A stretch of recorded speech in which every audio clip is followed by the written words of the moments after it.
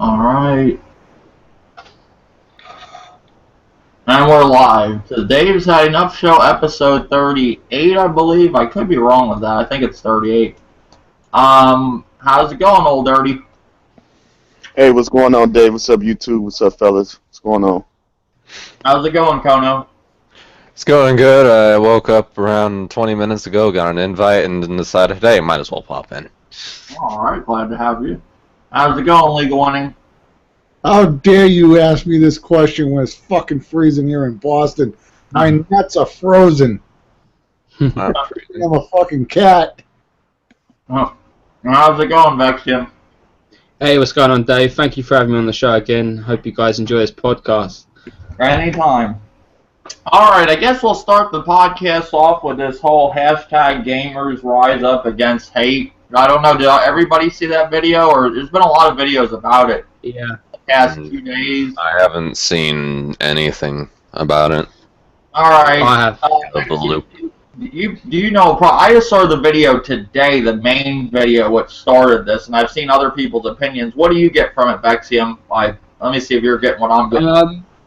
You've got the people that have legit reasons, that have had actual, personal things happen to them via YouTube and the gaming community, and some people are just generally fed up of it. I mean, I got myself out of the drama side of the community a long time ago, but I can see where some of these people are coming from, but then you've also got the people such as Crap Gamer who do bring this drama upon themselves, and they know exactly what they're doing when they go ahead and do all these actions, and they're in that, podcast, or they're in that video saying that they don't want it no more, but yet they openly say racist comments and things like that. So it's kind of half and half for me, really. I respect the people that are legitimately pissed off, people like, Miss K. I know she's not involved with it, but, I'd understand why she'd bring a video out like that, because she's legitimately about the gaming, just pure gaming.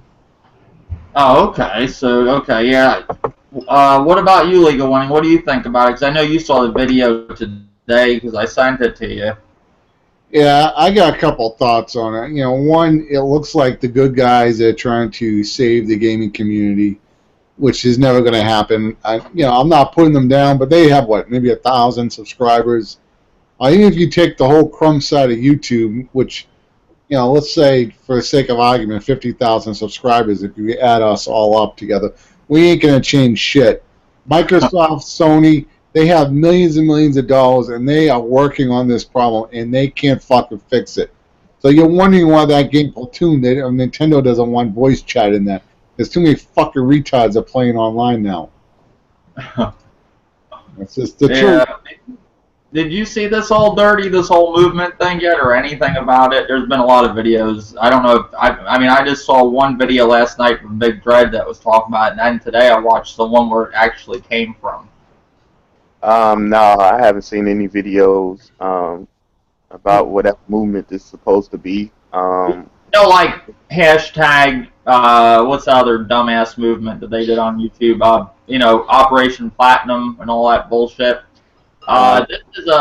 This is a movement to do with hate, but the funny part about it is the ones that's starting the movement are people that are supporting Crap Gamer and stuff, and Crap Gamer's a part of this movement, a guy that's sitting there being racist towards people, and it's to get people to stop hating on gaming channels and taking the hate, not for me to say, hey, old Dirty, you like Nintendo sucks. They take it a little further and say, hey, make fun of you because you're black and call you the N-word and blah, blah, blah, blah, blah. That's what they're starting this movement for. But the people that are starting it are actually the ones that are doing it. So that's the hypocrite, backwards-ass bullshit that we're talking about. Yep. So they got now the one that's starting the movement is Bella Ryse. She's I have never really seen her on YouTube till now. I saw her one time on Next Gen 720's podcast, and we all know what Next Gen 720 is about. And if he's a part of this, she mentioned him in the video, but she did say Crap Gamer is a part of the movement. I'm not sure if Next Gen is, but if Next Gen's part of this movement, then there's a serious problem. And even Crap Gamer being a part of it is a serious problem. That guy is a known racist here on YouTube. Yeah. Whether he said, he could have said that as a joke or whatever, but still, he is known as a racist on YouTube. And it's funny, like, he's one of them people. Oh, and it's like, you know how, and they were even going as far as, like, people that make videos about Xbox or Sony, you know, and say you hate Sony and, you know, hate it for no reason. It's all that bullshit, too. The whole console war thing. They wanted everybody just get along, like Rodney King. Can't we all just get along? And it's not going to happen. It's never going to happen that way with the gaming community on YouTube, because even if you have you know, certain people that don't like a specific company or so, why do you even go to that channel? You know, it's like they want to stir up stuff on YouTube because they have no life. Mm-hmm. If it's something that I don't like I really don't care too much for Apple products. You know, for Apple, I really don't care too much for it. I'm more of an Android. You don't see me going on any Apple videos talking about how the iPhone 6 is garbage or anything of Apple. You know, just don't care for it. So why do I have to go to different videos that people make about Apple just to leave something in the comments or make a video about it stating that I hate Apple? If I don't care for Apple, I'm not going to watch it. And it's as simple as that. But you got, you know, people on YouTube that can't do that. You know, can't help themselves but going to different channels just to start something. You know, another YouTuber. You know, if you don't like that person or the video, don't watch them. Don't go to their channel. There's certain people on YouTube I don't watch because I don't care too much for them, and I don't go to their channel. Yeah. Well, they're talking about people that goes to people's channel just to hate on their preference of a console because they like PlayStation, but mainly they were addressing, they're trying to say at certain points in the, hold on 1 second, hold on. And now for something completely different. They're saying it's like, it's funny because it's not just, they're pretty much talking about just Xbox. You could tell through the video. They're the ones starting a movement, but the people that they're mentioning in the videos, like that's going to support them or a part of this, are actual people doing this shit. They actually are making fun of fan bases, hating on other consoles because it's not their preference, actually going beyond that and saying racist comments, attacking people for color, attacking people, just calling names like you're a fucking asshole, blah, blah, blah, blah, blah, you're a pony, you're this, you're that. It's like a one-sided argument that this person's doing.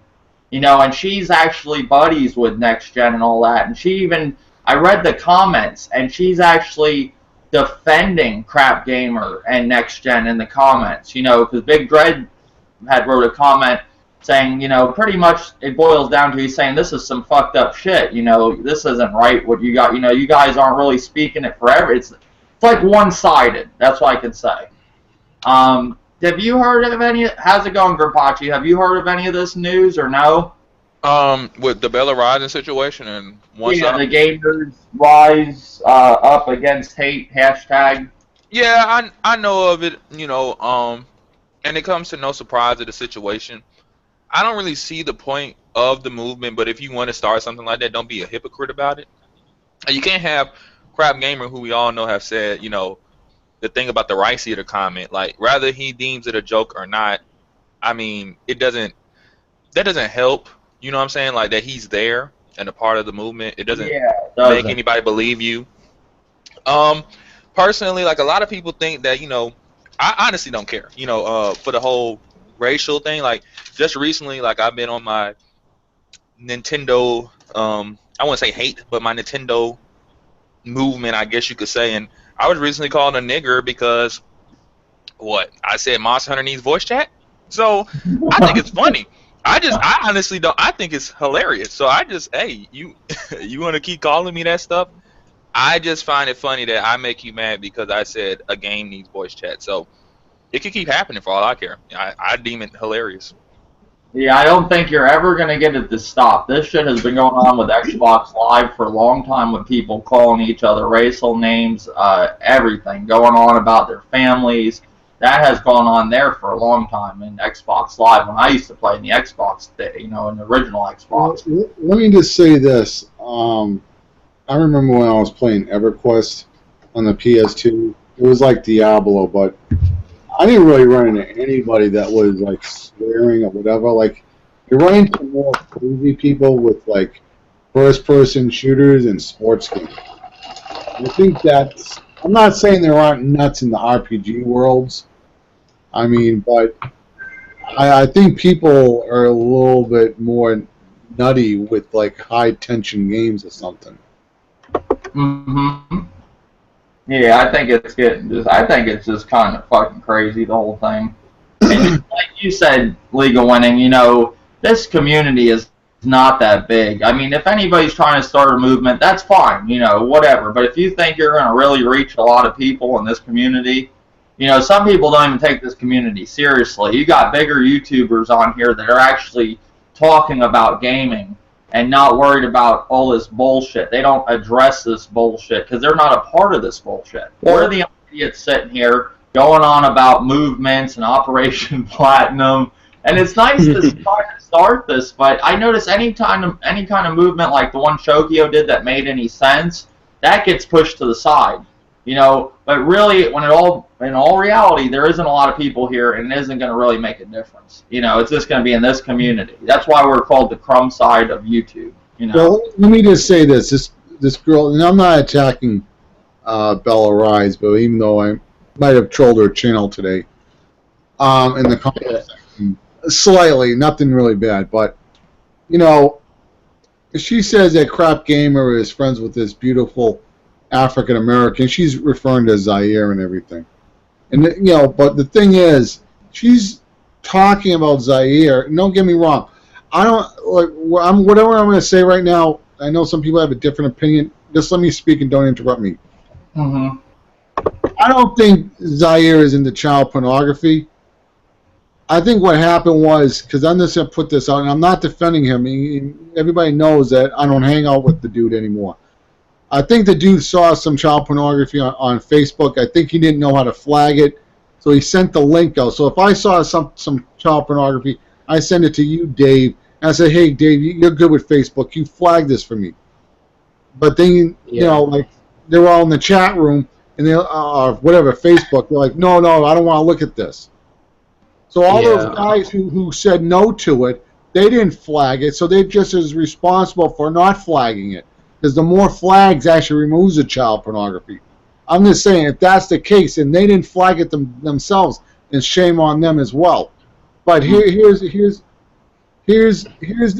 thing that I want to say about some of this shit. Don't get me wrong. Like, I like a good joke just as much as anybody. And I'm sorry if I've said, I'm a white guy. I've said fucking nigger jokes. I'm sorry. I watched Chris Rock stand-up comedy. You're watching, you sing at home, and you're laughing your fucking ass off sometimes. Sometimes you fucking repeat shit. We're a fucking culture of copycats. Our language is what we hear from our parents, what we see on television, what we hear, what we smell. We are copycat life forms.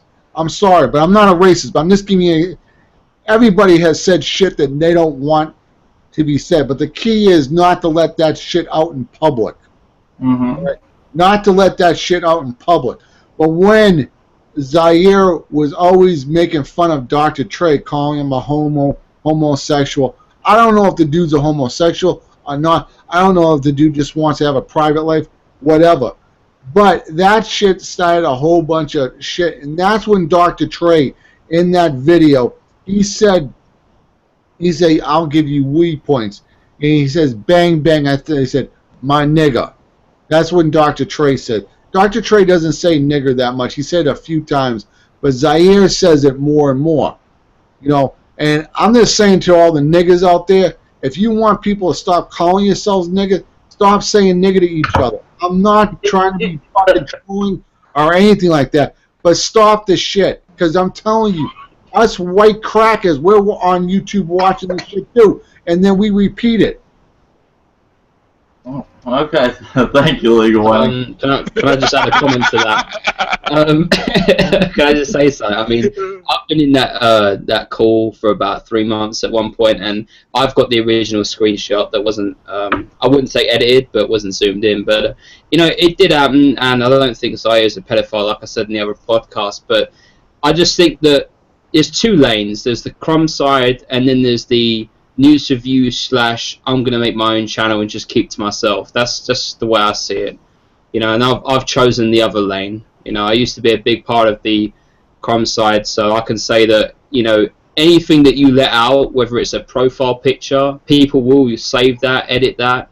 Conversations, they'll record it, tweak it, do anything to bring you down. It's just a mentality. And trolling will never go away. There's no point in starting a movement like that. Well, let me. I don't mean to interrupt you, Vexium, but No, it's cool, man. this girl Bella is on this crusade to stop all this shit. You're never going to be successful. When I was playing Black Ops 2, right? One feature that I loved in that fucking game was to mute all. Like, you didn't have to go and mute like 10 different people. You know, Treyarch put that feature in where you could just mute everybody with one click. I loved it. I played the shit out of Black Ops 2, and I didn't talk to anybody for a whole fucking year because I'm a social reject, and I don't like to socialize with other fucking weirdos on Xbox, PSN, or Wii U. I gamed by myself online playing Black Ops 2. Didn't talk to a single person. That's normal, man. I got a commenter. He says, as a black man, I agree with that statement. Adding a at the end of word does not change the meaning. Whatever that means. I don't know. That's what he said. That's RJ Locks. He's saying putting the A don't change the meaning. I mean, for me, like I said, I personally don't care. But you can always tell when something is not genuine. Like, it doesn't matter what skin tone you are. If you say the word, even if you're black and you say the word to me, like I say nigga to somebody or nigger to somebody, and how I use it, I'm using it to be rude to you. I'm trying to fuck with you. I'm not saying it in a nice tone or a nice way to emphasize that we're cool or you're my friend, or that's some ways people use the word. So it's not like, even among black people, you know, you do have the times, not even with black people that don't use the word, you can use the word to insult someone. It's an insulting word. It's just like calling, like girls call each other bitches. You try calling them bitch, it's gonna be a problem, but depending on what type of guy you are, you can get away with it. It all depends. But my thing is this: I don't think, like, I don't know Crowd Gamer. I don't think he's a racist or anything. But the reason I say that he shouldn't have been a part of the movement if she was serious, it doesn't, you know, that doesn't make sense. You know, it's like saying, you know, let's do a rally to talk about, you know, getting everybody together. You know, you bring someone that we all know has said this joke that he's not really answered to. Like, we don't know. Like, he says it's a joke. Well, everybody's still up in the air, like, because they took it seriously. They didn't think it was a joke. It doesn't, you know, it doesn't mesh well. But I think everybody's giving this girl a pass because she's a girl too. Yeah, I think so. That's the most annoying part. She's a girl, so give her a pass. Someone's bullying her, but someone can bully Dave all day. Someone can bully anybody else all day. No one says a word. Vagina in the room, let's defend her. Doesn't make sense. I don't get why she's doing it in the first place. It's not like she's actually been here and been involved with all these people when it's all happened as well. And, you know, the second thing about the N-word is Hip Hop Gamer, I believe, made a video on it. And, I mean, black people themselves, when they use it on each other, it's not very serious most of the time, like Grim said. It's kind of like Grand Theft Auto 5 at the start. I know it's a video game, but, you know, that mentality is, you know, it's quite similar. And they use that word, is kind of like a way of getting over the fact that it was used against, you know, people back in the day in a very bad way. So there's all different sides to it, you know. That's just what I see. I don't use the word myself, but yeah. I mean, it's funny in the movie, you know, when someone pulls up and they go, "What's up?" You know, like in Shaun of the Dead. But that's when. Dark Holy, I sent you an invite. You can get in here. I don't know why you're not getting it. You keep writing in the comment section, but I send everybody on a friends list my invite. I didn't mean to cut you off, Vexium. Thanks for the invite. Oh, wait. Wade Dwell, I'll send you an invite too if you want to join. All right, I gotta add you on Google Hangouts, I guess, and I can send you an invite. All right, now go back to what you're saying, Vexium. Sorry to interrupt you. No, that's just it. You know, I don't really think about it. You know, I let the world evolve by itself. You know, I try to stay out of that. I grew up in Southeast London, so the N word wasn't really used, but there was a lot of hate towards other races, especially when times changed between the 90s and the early 2000s, when more people from around the world moved in together in one area. It can get pretty nasty. So, Oh, okay. yeah. Wait a minute. So I know that in America it's different. Did everybody address like what their thoughts are? This, I mean, everybody can understand what this is about, even if you didn't. It's just they're people just, you know, trying to like make a hashtag, you know, movement that are pretty much doing the same thing. You know, I'm not saying Ryse is doing the same thing, but some of the people that support this movement or are part of this movement are actually the ones doing this shit. Yeah. So that's pretty much what it boils down to. It's a bunch of bullshit. It's a bunch of backwards ass shit going on YouTube, like always. You know, you got people start movements that, you know, are doing the same thing or trying to do something that they're doing that they want to stop. I mean, we've seen this before. Now, is this Dave? Now, what's your name, David? Hold on. David or Dave? Yeah, David Lushi or? Yes. Oh, it's a troll. Okay. It's probably David Maddox. Are you guys? Dave tells me to come. It's Gamer Nate. I lost my fucking teeth. It's Gamer Nate. That fucking weirdo that we used to have a problem with. No, it's not a weirdo. My wife keeps hiding my damn teeth. Well, what's your thoughts on this whole gamers rise against hate hashtag? Well, I know people use the N-word, but not usually in front of them. Oh shit. Oh shit. I want to say something. Because I'm going to be real serious about this. Next Gen 720 used to always likes to talk about race problems and shit. Every time he makes a video about race, it's always about a white person killing a black person. Mm-hmm. Trayvon Martin, you know, with George Zimmerman, he should have fucking just listened to the cop when he called 911 and waited for backup to come. Whatever.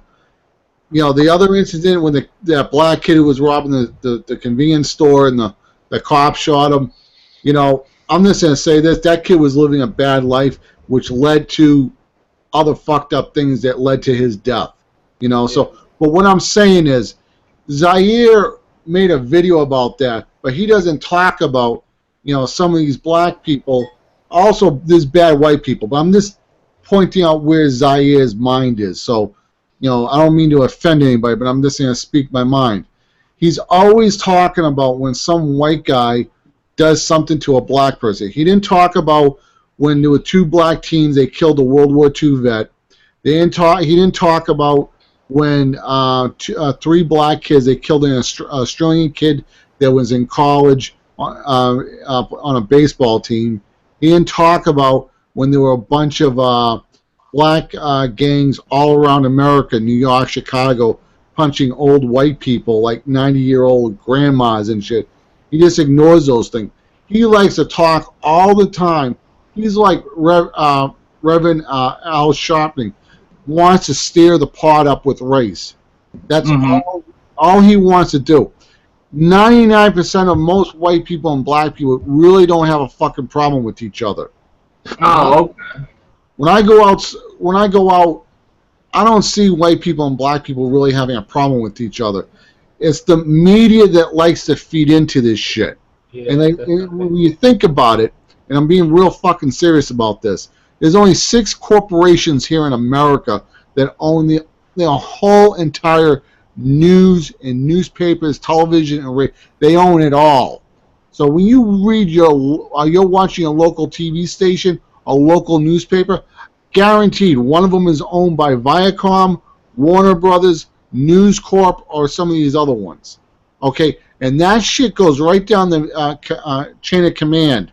Let's say it's News Corp or Viacom. goes from the top and goes to CBS or Fox News, and then it goes right down the fucking bottom of the line to the local TV stations, to the local papers. They get a news feed or like an email. You guys need to report on this. That shit, when these black kids got shot, they had nothing to do with Boston. They brought all that hate and anger to Boston. Those were local matters. You know. Hey, can anybody hear me? Yeah, I hear you, buddy. How's it going, man? Thanks for joining the podcast. Hey, thanks for having me, Dave. And hey, what's up here? I'm gonna listen to the podcast. I'm sorry to cut everybody off and everything. And no disrespect to Dave's podcast, much respect and everything. And sorry to cut you off, Pierre, but I want to say, can I add something to this? Yeah, you're more than welcome. Yeah, it's somebody. I couldn't get in my other account because somebody in this account blocked me. But it's a person in here turn around and sit there and lie in front of everybody talking about he never said the N-word. Dane is a fucking liar. And I say it right, he's a fucking liar. Just like when we got into it, he called me a motherfucking monkey. He's a racist. I've still got the videos, bro. You came in this podcast just to do that. I'm happy that you did that. Sit there and lie. Just keep it 100. That's it. Keep it like at the end of the day. What I have to say is don't disrespect the podcast and everything. But at the end of the day, nobody in here really know each other. What can we really do with each other? Especially motherfuckers live in different cities, different states, and different countries. At the end of the day, it's so many times this man said the motherfucker, even with me and John Doe was cool. I ain't told him to say nigga, he told me to say nigga. It's a Skype party. So all that shit he just said was bullshit. It was literally fucking bullshit. And Mike Tyson's right, Dane. You need to cut that shit out. Oh, Excel. And the thing is, nigga, what people can understand, nigga and nigga is two different things. I don't care who the fuck say nigga. You say nigga all fucking day. It's a fucking word. It's 2015. But, don't sit there and lie like, oh, the N-word this and the N-word that. Nah, just say, the nigga word is fucking foul. Point fucking blank. You know what I'm saying? And the people was keeping the 100 shit about Zion and everything. So it is what it is. RXL, you're my favorite superhero! Out of pocket, yo. Out of pocket. That's why I couldn't get in my other two accounts because the nigga lover blocked me. I can't join if somebody blocked me, Oh, you can't join?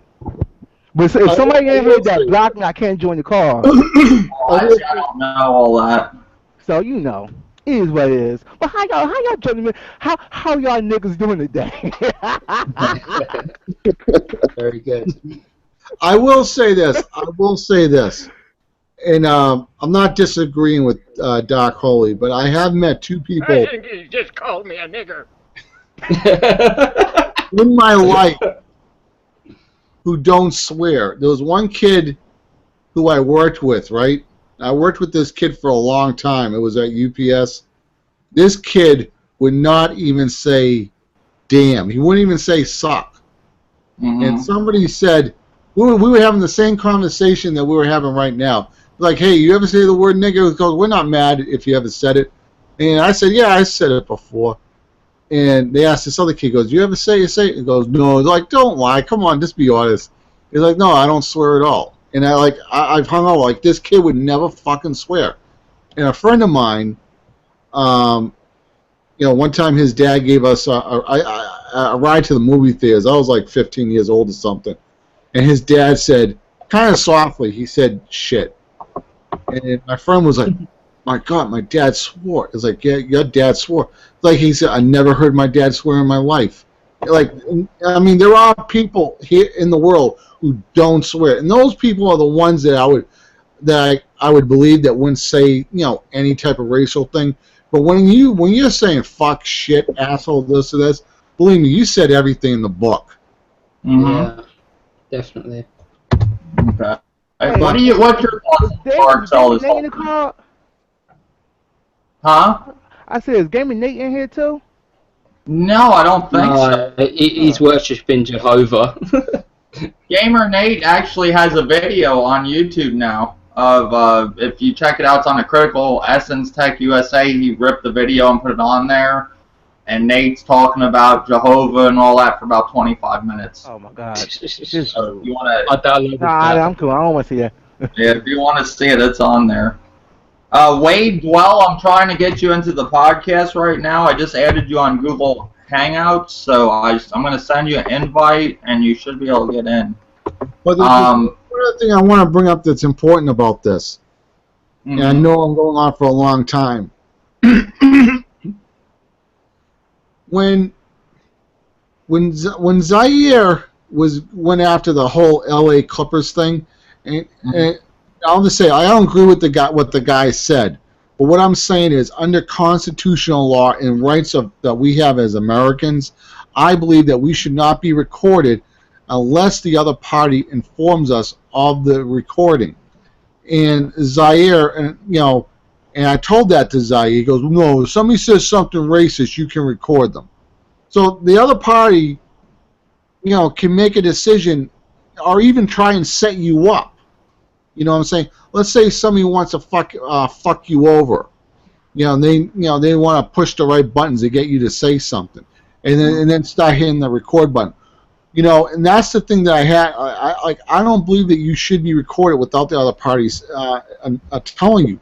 We already know that Samsung smart TV sets now are recording your whole entire conversation, and they're saving. You're sitting in your living room, and Samsung is recording your conversations, and that's why what pissed me off with Zaire, that he believes that you should be recorded if you say something that he doesn't like, because that dude has said a lot of things that he's lucky that some people didn't record some of the things that he said. Oh, okay. What's your thoughts of it, RXL? This whole gamers rise up against hate hashtag. Did you see any of these videos that Bella Ryse did, or anything that goes along with it? I have no idea what that is or who Bella Ryse She's not important. She's all I know was podcast. She's an Xbox gamer. I just know she was on some kind of podcast with. Oh, is she? She was on some podcast with Zaire. Anybody who's on one of Zaire's podcasts, I mean, you know what I mean? They're pretty much irrelevant to me. They can't be credible in any way. It's a whole movement that they're trying to start, but it's Xbox people trying to start, and one of the supporters or in the movement is Crap Gamer, and this is actually somebody that's doing this shit that they're trying to stop. So that's pretty much what it is. It's a bunch of Xbox dudes that are uniting to stop the hate. They don't want no more hate towards them, but they want to give hate. It's some backwards. So wait a minute, time out. You telling me a group of gamers that play none but Microsoft games and Xbox games got together to stop a movement, the hate on Xbox? Yeah, no, it was some PlayStation dudes in the movement. It was other people. But at the end of the day, that's so fucking stupid, and that's stupid because you cannot stop hate. No, you can't. I was unaware that Xbox was being hated, or that people hated Xbox. I thought Xbox was just being flat out ignored at this point. But the thing is, it's really ain't no console war no more, because motherfuckers don't even talk shit over console. They talk shit about, oh man, this is 1080p or 405p. They having a revolution war. Like, it doesn't matter. It's just stupid and childish. It's kind of crazy. I don't think it will go anywhere. First off, the person, it's like me starting a movement. I got like barely any subs, and I'm going to start this huge movement on YouTube and be like, okay, everybody, let's save Nintendo. Let's make a hashtag, fix Nintendo to not be shit anymore, and let's see if it saves Nintendo. Nobody's going to listen to me. And we need to like the movement to get Nate back. No, I'm just saying, this girl's got 1,000 subs just because she's a woman, and because she just came on YouTube. And I'm just saying, even with 1,000 subs, you're not going to do that. Nobody gives a shit. Everybody's gonna. That's what most people enjoy on YouTube, is hating on each other. Why are they going to stop that? The only thing they're going to stop doing is actually talking about gaming. I mean, that's the first thing they're going to stop doing anything. There's only one thing you can do to prevent seeing hate, and you can only do it on your channel, is by blocking anyone who spreads hate. And Exactly. yeah, that's the only way to do it. You can do that. I do it. So Exactly. And that's why I do it. If you don't, I don't like I just block the people who are hateful, who provide no substance in any of their comments. my motto is like this: if you don't like somebody's fucking YouTube video, you don't like nothing they saying, don't go to their fucking channel. Ignore the shit. I don't like. I'm not cool with John Doe no more, so I don't go to his motherfucking videos. I don't listen to Zaire. I don't listen to Hard I don't listen to One Stop. I don't listen to Dane. You know, anybody I don't listen to, I don't watch their channel. I unsubscribe to them. I don't go there. I don't listen to it because they not entertaining me. I don't like what they saying or whatever. But motherfuckers turn around and still go to the people's channel that they so-called don't like, comment on it, dislike it. Why? Why do all that? You don't like this person. You think he a piece of shit and all this other bullshit. Okay, well, block him, because that's what the fuck I did. I'm gonna say this. That whole blocking thing doesn't work for some people. 100%. And no, I'm gonna tell you why it don't work for people, because I've told people plenty of times, yo, you don't like my content, you don't like what I do, stop watching my stuff and block me, right? It got to the point where they would never block me because they love to watch my shit and hate on it. That's just what they like. It just want to come. It just like you know, when the dude called me a nigger because I said my son needs voice chat, I actually felt energized to make more videos. I'm like, yes, hate me all you want, or if you show me love, I'm gonna feel energized to make more videos. It goes both ways. Yeah. I get energy from it. Honestly, it makes me laugh because you're hating them. That's the thing. People come to my channels, come to my live screen and hate me. I don't fucking care. You know what I do to these motherfuckers haters? I push that add button. While you hating on me, you gonna put money in my pocket right now. Yep. You know, me personally. Oh, okay, Arkansas. Me personally, I always wonder about people that they go on a public forum like YouTube and release public videos. You know, this is my opinion, I'm releasing it to you, to the world, and then they get negative shit and they're like, well, don't watch my shit. Well, you're putting that out there in public. If you really hate someone and you really hate their video, supply constructive criticism. At least you're doing something positive with your negative comments. Well, take like Zaire, and I'm not trying to pick on Zaire, but he's an idiot, and he's doing something stupid and publicly. Now, I'll go on there and point out just how stupid he looks and laugh at him. I mean, I don't think that's hating on him. I think if you're going to do something stupid publicly, you're going to be called out on it. You're right. Well, if you're going to call someone out on it, you can always supply a freaking solution to the problem. A solution. Yeah, there's multiple, but you can at least supply one. Yeah, I understand where you're coming from, but the thing is this, you know, I don't have no real problem with Zaire or anything like that. I really don't have no problem with nobody. But the thing is this: when somebody like Zaire put out a video, he putting out a video because he want to do it. You know, people do it for the views or for the attention, this and that. And the thing is this: certain people, not all, but some people feed into it and just give him what he want. You can say whatever you want. See, I actually talked to Zaire a lot of times. And King Pachi talked to him. Y'all, I ain't saying y'all, but people go in his videos and hate on him. That don't mean shit to him. Y'all, people giving him what he want, and that's the bottom line. Nicki Minaj. Well, then it looks like we're all winners here. All right, yeah, winners on both sides then. Was that everything everybody's got on the subject of gamers rise up against hate? Oh, I got one more thing, Dave. Are you gonna rise up against the hate? I think everybody should start moving people who lies. I got one more thing to say. Anybody having a problem playing online and can't take the pressure, buy a fucking Wii U.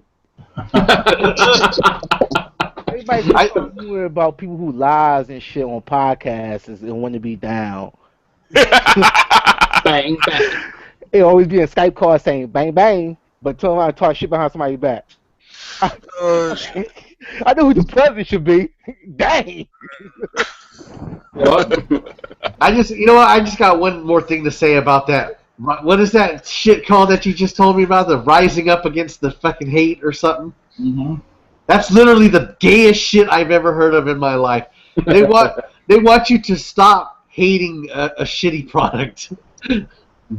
No, I mean it's not only that. Like that whole rise up against hate. That's how that's why we live in this generation. Like I keep hearing like the bullying has increased in schools and stuff. Because you know why it's increased in schools? Because kids aren't used to that shit. So kids don't learn how to fight. That and they need to learn and get some balls, man. Like I remember what was it? Bernie Mac told a joke. He said when you get bullied in school and you finally get that one good ass whooping, you learn that you're really good at math and you shouldn't fuck with that big nigga across the room. Y'all need to get bullied sometimes. Sometimes you need to get that. Like you know nowadays, now one thing though, you have to admit, in school, when I got in a fight in school, they're ready to press charges on you. Sometimes, look, sometimes I'm gonna be honest with you. Sometimes to defend yourself and to protect yourself, especially in that moment, you don't care what else could happen. Possibly, you don't even think about it. You're catching a charge. But the thing is, it's different in different schools, though. You know, I'm not even talking about like school. Like if you can't take words being thrown at you, you know what I'm saying? Like on the internet, these are words. Nowadays. I got a verbal assault charge one time for being at a bar, telling the bar owner to go fuck all, like tell him to come out in the fucking parking lot and be a man. And they gave me a verbal assault charge for yelling at somebody. Man, but that internet bully bullshit, some bullshit. Hey, that kid, what's his name? Fucking Phoenix Rain. He actually tried to take me to court. Yo, that shit was crazy. And see, the internet bullying, it's way different because, I mean, there are certain circumstances. I guess if you do something out in the real and then someone puts it online and they make it funny, I guess that won't go. But words being said to you, stuff. Look, do what Icy Rhythm tells you to. Turn the computer off. And you turn the shit off. You want to sit there and keep reading the shit, making you feel sad. Like I said, it makes me energized, but you want to keep reading stuff, you want to keep doing stuff like that. Well, then, hey, look, that's why you feel sad. That's why you feel like they're bullying you. Like, so it boils down to we're in a world full of bitches. Yeah. Kind of, sorta. I will say that. I don't know. I just thought it was funny, this whole movement thing. I don't think it'll go anywhere. I just think it's something that they're trying to start just to make some kind of attraction to their channel. I wasn't even going to address this in the podcast, but hey, I haven't been following too much gaming news, and that's the only thing that I've seen, really. One thing I want to talk about of the other few things I'm going to talk about, and actually I guess it was a good subject, The crazy thing is, this is my first time hearing from it. I really only do YouTube videos like that. I probably put up something here and there, but I mainly be busy with my network or on Twitch or Hitbox. But like, I don't know, this is my first time hearing this shit, and that shit sounds stupid. I'm sorry. Well, Crap Gamer's behind it, Dark Holy. Like he's one of the members of this bullshit. I don't listen to Crap. In that podcast, the three people in that podcast that I listen to only Showstopper. I don't listen to Crap Gamer. I still ain't know who the fuck he really is. I just know him as a guy that took over the Zaya podcast, as what everybody said. Besides that, I don't know, boy. Mm-hmm. But that shit sounds stupid to me. I'm Yeah. not hating on them or nothing, but it just sounds stupid. Yeah, it's just, I don't know, it's YouTube bullshit. Have you all heard about the Evolve DLC and that, it's actually now that you got, I guess, developers really depending on DLC now to make a living? Yeah.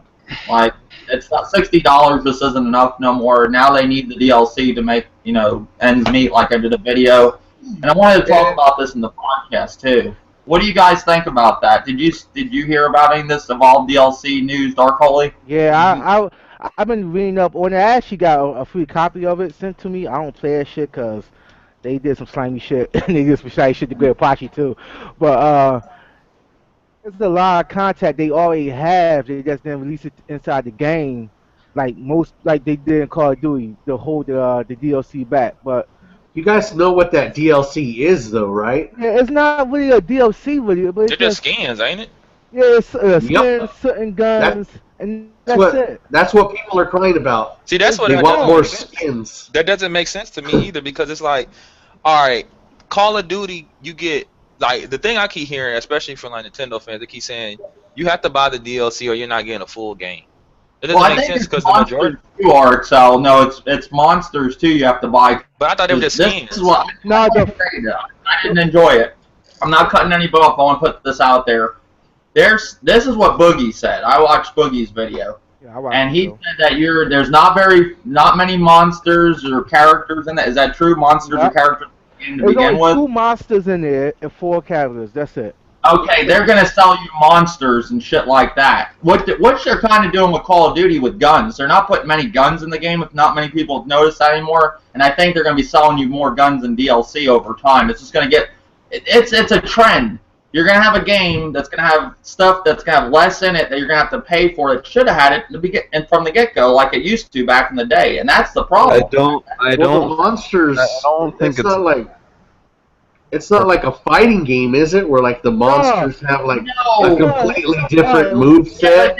RXL, it's shit that should have been in the game. There's not. No. What I'm trying to figure out is this: is it just a monster skin? Like the monster does the same shit the other 2 monsters do. It's just a skin. See, if it's just a skin, then I don't see the problem. Listen, this is what it is. It's actually a monster. The DLC is nothing but skins and like 3 different guns and 1 new monster. That's it. The game itself, the multiplayer, is nothing but HadeNuFF, peekaboo game. If it will get real fucking competitive and boring real fast, especially if you don't have a team. And okay, well let's put this out there. Tell me if this is fair. And I know that, and I've done videos about this. That's complete bullshit. The Last of Us Remastered. Last of Us, one of my favorite games of all time, but I can't even agree with this.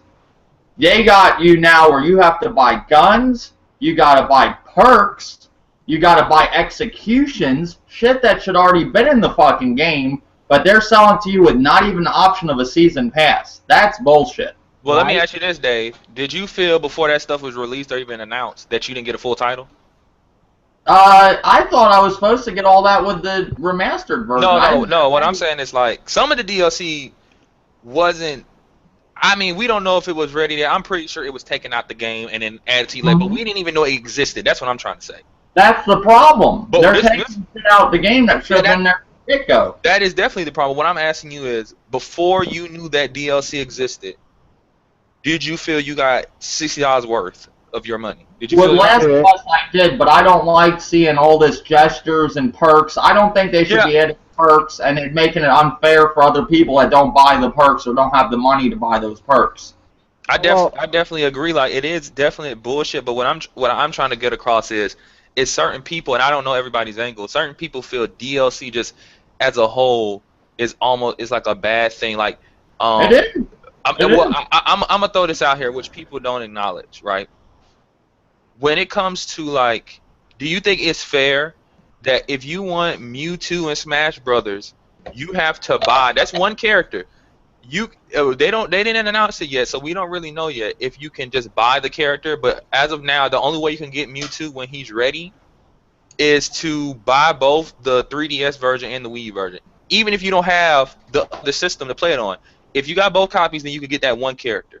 You're spending like $100 to get one character. No one screams about that. What about Mortal Kombat with Goro? You got to pre-order the game to get Goro. Well, see, I mean, that's an incentive to get Goro, but see, at the same time, that's a market strategy. I just got like DLC is not a big issue to me. I honestly just don't buy it if I don't want it. No, all right. Look, the thing is this. When I got Last of Us, I believe I paid. It was worth my $60. The DLC I wouldn't care, but the thing is, with some DLC is bullshit. I mean, it's really bullshit. And like you pay this one game for $60 plus tax, and then turn around and the DLC costs like $25. Yep. DLC single player games. You mean to tell me you don't find nothing wrong with that? Right. Well, check this out. The new Call of Duty DLC, it's not no maps. The only thing is different guns and it's basically skins. And that shit is $15 on all platforms. Like that's corny. $15 for all of them? That's just $15 for one DLC on every platform, Xbox, PC. Nah. That's $15 for the maps. It's No, like for the no. skin. No, the skins are like $2. I just got the which card? You just got For ripped the off, whole bro. no, I'm talking about the whole DLC skin itself. It's a Just the DLC. skin? The first DLC came out for the new Call of Duty. His number was a skin pot. That's it. Yeah, I don't know what the hell. I don't know what you bought. That's No, all. I Wait. can I didn't pay for it. But I'm just saying. There's like 4 or 5 skins for Call of Duty that amount to like $15. Exactly. That's what I'm talking Oh, about. it's like a bundle of Yeah, skins. it's a bundle. Yeah. Oh, That was the okay. You got the first bundle of DLC skins. Like came individually, down- I think they're like $1 or $2 or Yeah, something. a dollar or two, but that was the You first got DLC. developers now depending on this shit to sell skins and stuff. Or say you like Evolve. Say you like Evolve, and you didn't go out and support the skin bullshit. They're not going to make an Evolve 2 because they didn't make enough money to make one. Shit, they Well, I'm really- gonna be That's honest with you, Dave. Evolve I One was- Evolve is not a good game. Like killing the industry. I mean, I'm 28 now, and I remember in the old days, you used to get a game that was complete, and you didn't have to get a 50 gigabyte patch day one. These developers now, Exactly. and shit, they're just, it's an excuse for them to release a half-assed game that's half built. They sell you the other game via DLC to make even more money. This greed is killing it. I'm losing the fun of gaming now. It's not fun anymore. You also one dime to death. And he But 100% right about that. everything is subjective because look, check this out. Skyrim. You really think? Look, I'm not a big fan of Skyrim. I just particularly don't like the combat, but there's nothing wrong with that game. Skyrim, $60, damn near 300 hours. You think for $60, you get $60, you get 300 hours of gameplay. You get what I'm saying? Mhm. You get my point. But then there's another game that's $60. That's only 8 hours. But Production values. the price don't change. It's the production value. No. It's not even that. It's $60 is just the general price for a new game. We all know there are games out there that have low production, cost $60, don't have that much content, but it's still $60. No one's saying, well, this game should be cheaper because this game over here gives me more content for the same amount of money. No one. I got a friend that won't play Grand Theft Auto Online because he don't have he says everybody's got everything. He's like, I'm not gonna spend money to have to get all the shit that they got that they spent money for. What do you have to buy on Grand Theft Auto DLC? He says people got everything already. He says they probably just went out and bought the Rockstar money, and he says he don't want to do that. Oh, see, that's his business because he could just get it normally. Yeah, look, wait. Here, I'm gonna give y'all something right here, right? There's a lot of games don't be finished, be broken, and everything. And the thing is this: the people, the consumers, basically when they put a game out, people just buy it. They don't really say shit about it. They don't say nothing. But one game came out last month. That was H1Z1. It came out. It was fucked up. The first 15 hours, nobody can play it. You know what everybody did? People got together, got fucking refunds and everything till they fixed the game. Now the game is almost basically smooth. That shit plays better than DayZ. H1Z1 graphics still look shitty, whatever, but the game is fun. Is no lag. Is no bullshit. It's actually fun to play. It's actually worth the $20 of early access. And that's why, because people sat there and said something and hit the forums up and hit Twitter up. Like Twitter was blowing up. Even Boogie was on there. Everybody was on there blowing it. They blowing that shit up. Money, blah, blah, blah, blah. And the game is fixed. And that shit not even in beta yet. I just think it's pretty funny that people want these games, now that we're in the new generation, they want the games to get bigger, to get better, to look better, but they still want it at the price from 10 years ago. How is $60 though, RXL, the price from 10 years ago? Because I remember it was $40 at one time. In the PS2 generation. And I know it's like $50. I noticed like the price goes up, but you're getting less, and then you gotta go out and buy all this DLC to get what you should have got from. And see, everything is like I said, it's subjective because I remember in the PS2 generation, there were games that cost $50, but then with a decent amount of content, and it was worth $50. I don't remember too much anybody in those generations and below saying, "Hey, I bought this game and it wasn't worth what I'm getting is not worth it." But now all of a sudden, because we have patches, DLC, all this, so like I said, Fallout, one of my favorite games, you don't have to buy DLC. You don't have to. You get your full amount of money just buy the base game. You buy the DLC, it's actually added on content that adds more to the game, but you do not need it.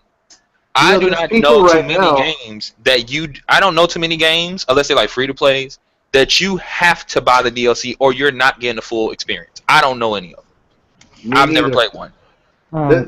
There's people that bought Destiny. That he didn't play GTA 5 because of the shark cards. I had the same experience. When I first played GTA Online, I couldn't do anything because I just kept getting slaughtered. Everyone had max weapons, max this, max that, and they crowded around the first mission point, and you couldn't progress anywhere in the game, and they had all maxed up, and I had no chance.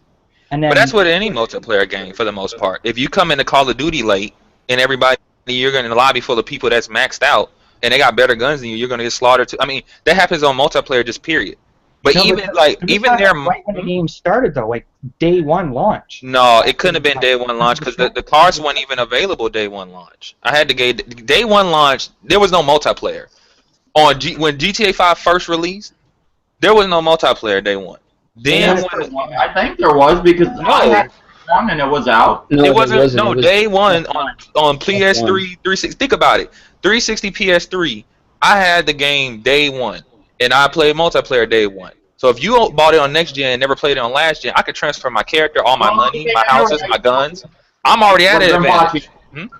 You're right. Now I remember. You're right. But online multiplayer is no longer about skill. It's about who has the biggest wallet, who can spend the most money to get the most stuff. No, there was people hacking the game, Grimpachi, that had all this shit. That's very true that people can hack. But once again, like, what I'm asking you is this. I felt before the multiplayer even came out, GTA 5, even though I particularly didn't care for the story, I like other GTA stories better, I paid $60 for that game, and I felt I got $60 even more worth of content and experience. That's just single player. The multiplayer was like an added bonus. That's why when the multiplayer came out and it was broken and people were hacking, I would just, even though it's no excuse, it should have worked. It should have been there day one. I didn't feel that bad because I felt like I still got my money's worth. I'm not excusing the broken game. I'm not excusing the broken multiplayer. I'm just saying I've yet to buy a game where I said I spent this amount of money and I didn't get my money's worth. Well, we are now the beta testers. The gamers are the beta testers. We're getting not a full game, and we're just beta testing it for them while they fix up and patch it up and... I buy tons and tons of games a year. I've never played an unfinished game. That's me personally. I do the research. No, this game is finished. I'll buy it. I don't see any unfinished games. I don't play any unfinished games, and yet people are complaining about them. Yet I have a collection of hundreds of games I buy every year, yet most are unfinished. You gotta understand though. You gotta understand though. N4G has told them that these games are broken. Sometimes they're not even broken. They're the N4 sheep. And this is something else I don't comprehend too. You know what? People don't care that there's patches. They don't really care that DLC. They care that they have to pay for it. Because think about it, Monster Hunter. Monster Hunter has a lot of DLC and it's free. But the argument could be said there, okay, well, why wasn't this stuff already there in the jump? Why are you now patching it in? You don't think they're getting carried away with DLC at all, like from what used to be? No. Once again, I think they'll get carried away with DLC when I feel like I'm required. It's not added content. It's not something additional. When it becomes that's when I feel that way. You don't think it's fair people don't have those perks that they have to go out and buy to get them? I honestly don't, because I know people that didn't buy any of the DLC and still will pass. So I don't know. You know what I'm saying? No, I'm just serious. Like, if you don't think that's an advantage that they got those perks that can give you? No, it sure can be an advantage. But this is what I'm saying to you. If you got The Last of Us remastered, right? You play online. Yep. So if you played online, they add the new DLC, and you're still kicking ass doing what you were doing before the DLC came out, you wouldn't feel that way either. You'd be like, well, I don't feel like I need the DLC. Well, I was kicking ass without the DLC, but the minute I started using those new perks, I'm fucking dominating. That's not fair, really, in my book, but I do it anyways. Well, I can buy those DLCs, but I don't think it's fair for the guy that can't. Of course it's not. Anything is not fair for the guy that can. But once again, like, unless you feel, and everything is to the person. If you feel like you need to buy it to have a good experience, then yes, it's bullshit. But that's to Yeah. the person. You know, that's to. Oh, I look at I'm the shit in any game I play, so I don't really care. Yeah. Like shit. What are your thoughts on Locked on the Disc DLC? Has Well, every- that's bullshit. I don't like that. No, that's What straight up. DLC? DLC that's on the disc they lock away like Capcom does. No, I don't support that at all. I don't agree with that whatsoever. All right, can I bring the next topic? What kind of goes along with this? Do you think Sure. $60 is enough for nowadays games that we're getting? Old dirty. Clearly not. It's not enough. Wait, say that again. It's $50. Do you think $60 for what we're paying for games nowadays, is that worth what we're getting half the time? Yeah, half the time, because I mean, half the time you get bullshit, with these $60 games. You know what I'm saying? You get games that's too short, or stuff that's missing out of it, half-ass story. You got to buy DLC to get some type of story. It's ridiculous. And I said So this you at don't the think it's last worth year. it? You don't think it's worth it? Two of the some games are worth the $60. You know what I'm saying? Because if I play it and I enjoyed it, I beat. I'm like, man, that was an awesome ass game. Yeah. But if I get a game and I play it and okay, I'm like, all right, it was all right. They could have did this, they could have did that, and then you have DLC to like the game to get the full experience or a better experience, then no, because basically you just getting a half a game, and then we're paying for a season pass plus DLC to actually try to get a full game. So basically, you done paid about $150 or more just to get the complete game. If you didn't buy any DLC, you just got a half a game. Okay. I can respect that. What about you, Grimpachi? Do you think $60, the price tag, is worth it for a lot of games nowadays, or do you find a majority of them isn't worth that? Yes and no. Because once, for me, once I buy it, once I put my money down, I made that decision. It's rarely a time, even games I don't like, it's rarely a time where I'm like, I feel like the money I spent, I got ripped off. That rarely ever happens, even for games I just really distaste. But I mean, like I said, it's just really subjective. Because once again, like the Skyrim argument I gave, $60 for Skyrim at launch with all that content, some would say it's worth more than $60. Then you got some idiots that'll say, it should be less than $60 because of this, that, and the third. So it's all subjective. The order's coming out for $60. From what I'm hearing, it's 3 hours long. But because that's our next topic, so save that. Oh, okay. Well, I'll use another example. Halo Master Chief Collection. Now, yes, it's a hot mess, but at the same time, $60 for really Halo 4 is not that old. Mm-hmm. What about you, Legal Winning? What do you think? $60 price tag, is it enough nowadays, or do you think it's worth it for games, or you think it's what do you think? Well, I mean, I really don't care what the prices are because that's what I want. I just don't really. I don't like to be honest. Like I don't care if somebody else could afford it. I mean, I just buy whatever I want for myself. But I mean, if somebody's a wealthy, I highly recommend waiting for it to come on the PC on Steam, because within a year or two you can get all the DLC and the game for like $5. Oh, okay. What about you, Dark Hole? Do you think the $60 price? Now you're a PC gamer too, so you get games cheap and all that, but you got consoles too. Do you think that games for $60 price tag, is that reasonable, or is it too much, or just right? To me, it's reasonable to me, but the thing is this, what they should do, they should bring back demos where people can test out. They kind of, took the demos out and so-called giving people so-called early access betas and shit like that. They should, do what Xbox 360 used to do and let people download demos for a good, 20 minutes of play. Yeah. And, and they can choose how they feel about the game. They get a feeling of the game, and the gameplay before they actually go out and spend their money. Yeah, I agree. I agree with that, man. What about you, RXL? Do you think that $60 is the right price nowadays for what we're getting with games, or is it too much or too less or whatever? I think $60 is a bargain, especially since like nowadays, it's hard to come across a fucking like shitty game. I mean, I've come across games that I just personally don't like Sniper Elite. I couldn't stand that game, but that's just my personal taste. I mean, they gave you a lot of content. I mean, you can get hundreds of hours from these games. I know people that bought Destiny haven't spent a dime on DLC and have like 300 hours into that game. Uh-huh. I mean, so $60 is kind of a bargain. Okay, all right. I respect that. What about you, Vexium? Is $60 too much, too high nowadays gaming? I think on consoles, I think the initial price is a bit too much. Especially someone brought up earlier that there are some really shitty average games out there that are pretty much overpriced and same price as a good game like The Last of Us, for example. So, yeah. Okay, I can respect that. What about you, Wade? What do you think about today's gaming prices? Do you think they're worth it for what we get? Half the time, yes. Half the time, no.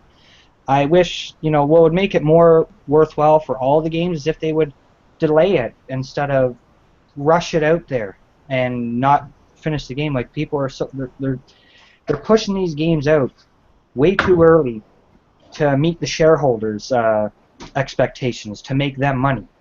If they would just hold games back, develop them a little more, polish them up, it would be totally worth it. And some games, yes, it is worth even more than $60, like the guy said earlier, Skyrim. Skyrim's an excellent example of a game that's worth more than $60, but half the other games, they're not worth that $60. Like the other guy said on consoles, definitely not. So, I don't know. What I think they should do is for the big budget AAA titles, they need to increase the price. If they're not making enough money with that $60 price tag and they got to add all this DLC to make up the losses, then they need to up it $10 or $20. Then you guys really won't buy games. Systems. I mean, then you guys really won't buy games because you already got people saying, well, I don't know if I should buy this game because it's $60 is a lot of money. Now it's going to be like $80. Fuck that. These wealthies really aren't going to buy nothing. I ain't buying. I can't remember the last time I bought a $60 game. Well, I can tell you right now with the guy just said that developers should take more time to develop these games instead of rushing them out. They're not going to do that. You know why? Because they know we're going to go out and buy them, and they can send out a patch. And it's not for shareholders to get money. They already know they're going to get the money because these consoles are hooked up to the internet, and through the internet you can get a patch. So if we want to bullshit, let's just throw this game out. We know people going to buy it. We anticipated for it. We reading the forums, reading comments, send the shit out there. If they complain, we'll send out a patch in about a week or two and just keep patching it till it's fixed. So basically, we just about a sucker for games. Out of games. How's that theory working out for the Wii U? Are they getting a lot of games? Yeah. Polished games? Yeah, Wii U's getting a lot of games? Yeah. Is there another Wii U on the market that I don't know about that's getting games? They call the Wii U I got, because the Wii U I got gets like 3 games a year. The Wii U is not getting a lot of games, but most of the games are coming for the Wii is Nintendo, and Nintendo actually polished their games. So yeah, but they only give you 2 games a year. But think about like going back to the prices. Like I enjoy 3D World, but someone will also say 3D World pretty much same amount of levels you get in every other Mario game. It's not really different than any other Mario game for the most part. $60, sure, it's a good experience, but I don't get multiplayer. I don't get no extra modes. It's just Mario, So it's really subjective. A lot of people don't say about Nintendo, they don't do the online. Nintendo games, they don't really get into that online too much.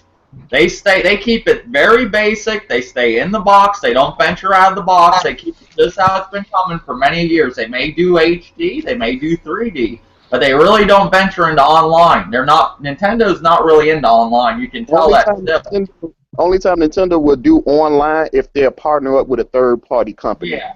If they partner up with a third-party company to make a game for Nintendo or working with Nintendo, then it will have online. Just Nintendo. This is why I don't think we see so many broken games with Nintendo, because they're not doing online. Like Assassin's Creed and all these games like Master Chief Collection, a lot of their problems were with the online. And then that's why Nintendo, if they're just keeping Mario going, the same shit, and not bench. Maybe if they would have did Super Mario 3D World online, that's like Miyamoto said, they couldn't get the experience the same as a single player. Maybe because they don't know how to do online, and maybe they'd have just as fucked up problems as Master Chief Collections online was. Well, a big reason you don't see broken games from Nintendo is because they're not making these huge open world complicated games with like a bunch of AI. They're making little kiddie platformers. How hard is it to break a game like that? I mean, honestly, like, I'm excited for the new Zelda. I'm also excited for the new Xenoblade, but even looking at screenshots of Xenoblade, it looks pretty good for a Wii U title, but I don't really see too much of nothing going on. Maybe it's just those screenshots. It's like that one. It's always like a big field of grass, that one gigantic monster.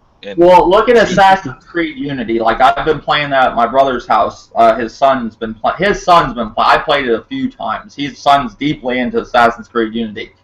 There is so much shit going on that screen. I've never seen a Nintendo game like that. Where there's all these people doing something. Of course something's going to be broken. I mean, but my problem is if it's so broken, don't release it. A couple glitches, I don't care. I don't give a shit about that. I expect that. But if it's so broken, like Sonic Boom and how Assassin's Creed Unity was when it first came out, Master Chief Collection, stuff like that. That's okay. But if it has a couple glitches like Dying Light has, I can deal with it. That's just me. Yeah, I feel with the $6 price tag, it's a little bit of both. Some games aren't worth it, some games are. But hey, if they want to throw all this fucking DLC, give me a good price of one price only. Like, say $80, I'd pay it. If I get every bit motherfucking DLC, skins and all, I'll pay $80. But don't nickel and dime me later on with fucking perks and fucking executions and it's just not right to me. But I have bought games recently like Dying Light and like Shadow of Mordor that I feel is worth $60. But then there's games that I don't feel that's worth $60. I think part of the reason why people complain about the price is that the economy is in the toilet. No, the economy's in the toilet. That's another thing, So they got to try to find line with all this DLC and the prices of games too. I feel from the developer side too, they got to set a right price, but the economy's so bad. I mean, I'm from Canada. In the U.S., economy's not good. Canada, the economy sucks ass too. The rich get richer, poor get poorer. Wages remain the same while the CEO's wages keep going up. It's ridiculous, but hopefully they can reach a right balance. And like you said, if they gave an extra $20 and you get all the DLC, then that's worth it. I agree with you. Yeah, they got games that offer now, like what I thought was a problem when I saw single-player games with season passes. I was like, all right, I'd put up with this with Battlefield and Call of Duty, but when a single-player game starts doing it, and then they got a season pass, if they don't include everything in that season pass, and they're going to say, okay, outside of the season pass, you can have a hat, you can have a different uniform. That's crazy. $25 on top of $60 isn't enough, and it gets, that's where it's getting to be crazy. But see, I don't mind a DLC as long as DLC is done right. You know what I'm saying? Like when I look at Evolve, okay, you're talking about buying a monster, not a skin to put on a monster that's already in the game. You're talking about a monster for $14.99, $15. Are you serious? Well, it essentially is a skin because it's not like the monster does new shit. Yeah, but still, it's $15. Right there, that skin, that monster, whatever you want to call it, should have been in the game for me to unlock. Yeah, that used to be stuff we unlock. That's the thing. I miss those days where, when you play through a game, you got rewarded for doing cool shit in the game. Like you got to unlock new maps, you got to unlock new weapons, you got to unlock new skins. Now, you don't do that ever. The sense of exploration, of wonder and excitement is dying from games now because you don't get to unlock anything. You buy it now. Well, back then they used to give you 2 guns. They used to give you 2 skins and that's it. I mean, but back then you got to remember things weren't always, I remember buying Devil May Cry 3. I loved that game, but then when Special Edition came out, you could play as Virgil, which honestly I like Virgil, but that was kind of like a half-ass campaign. Well, I got to buy the game again for the same amount of money, brand new again. But look at it. I look at it as with Goro for the Mortal Kombat 10. Okay, if I pre-order it, I get him. If I don't, then that means I would have to pay for him. Why don't you just have it? Okay, if you pre-order it, you get them unlocked for free. If you don't pre-order, you get the game. Then you got to do whatever you got to do in the game. You know what I'm saying, to unlock him, not buy him. I mean, shit, he's an original character from Mortal Kombat. Why is I'm buying an old-ass character that's been around for over 20 years? Didn't you just say it was free if you pre-order it? Yeah, Right. if you but that's a way for them to But how give many you a pre-order. people actually go and pre-order We'll let you games? play the beta. If you pre-order it, we'll give you Goro. If you pre-order it, we'll do this. We'll let you have the game early, a day early, if you pre-order it. That's a whole other pre-ordering. Well, he already sounds pretty interested in it. Why doesn't he pre-order it? All right, Sal, I'm just saying, why do I have to go and pre-order every game that comes out that I'm interested in? Why You can't don't the have game to. be like that I'm interested in be like, hey, you know what, Mortal Kombat 10, damn, I like that. I'm a fan of Mortal Kombat. When it come out, I'm gonna pick it up. Why do I gotta go and pre-order Mortal Kombat, Shadow of Mordor, Dying Light? Why do I have to do this to get extra stuff that should just be in the game for me to unlock? I should just be able to go to the store and be like, you know what? I want Mortal Kombat, but I'm not going to get it day one. You know what I'm saying? Because I got some personal things I got to do, or I'm looking at 2 other games. You know what I'm saying? So why do I have to go out and pre-order that just to get Goro? It just sounds like, look, game developers, I'm interested in the game, and I want Goro, and I know you're going to give it away for free, but I don't want it on this specific date. I want it like a week later. Yes. Well, you know what's going to happen, most likely. It's going to be like the Bruce Lee thing with UFC. If you didn't pre-order, I think, I'm not 100% sure, don't noose me when I say this, but I'm pretty sure it's what happened. If you don't pre-order UFC when it came out, you didn't get Bruce Lee, you had the option to buy him for $5 or buy him in each division for $1.99. I think that's what they'll do with Goro. You'll have to buy him for $5 or whatever if you don't pre-order it. And then they gave away Bruce Lee for free. Well, Did when you guys know pre-order that? No, they gave it away free for everybody. Like, I got it for free. Well, I got it right now. Where it's like a month ago. So, and you have Look to what buy. Dragon Ball Xenoverse is doing with SS4 Vegeta. You can unlock SS4 Gogeta, SS4 Goku, but you have to pre-order the game to get SS4 Vegeta. Oh no, you gotta pre-order it. Good lord. And see, I'm a Dragon Ball fan, so if I want him, I just go pre-order it. But I didn't have the money to buy the game. But see, that goes back to like. You didn't have $5? I mean, no. That goes back to like, okay, if you can't get it now, if you want it, you'll get it later, or you don't support it if you don't like it. You know what I'm saying? I get the complaints. You know what I'm saying? I'm not saying that, but if you want something, you're gonna get it. If you don't want something, you're not gonna get it. You get what I'm saying? Like, that's just how people are. Like, I want to play Xenoblade. I could do it 2 ways. I could buy a new 3DS, something I really don't want, but I can get Xenoblade for $40, or I can buy it for $60 plus on my Wii. I don't want to do neither one of them, so I'm probably not gonna buy it at all. I think to complain about the gaming industry, you have to be able to afford its games. I mean, if you can't afford the pre-order, then you probably should be complaining about it. Nobody's complaining about, you know, affording a pre-order. No, that guy just did. Order any game. He just said it right now. My thing is, why do they do that? Why do I have to go and pre-order every game just to get something that should be? It's just to entice you. It's to say, you know, if you pre-order it now, you get Goro.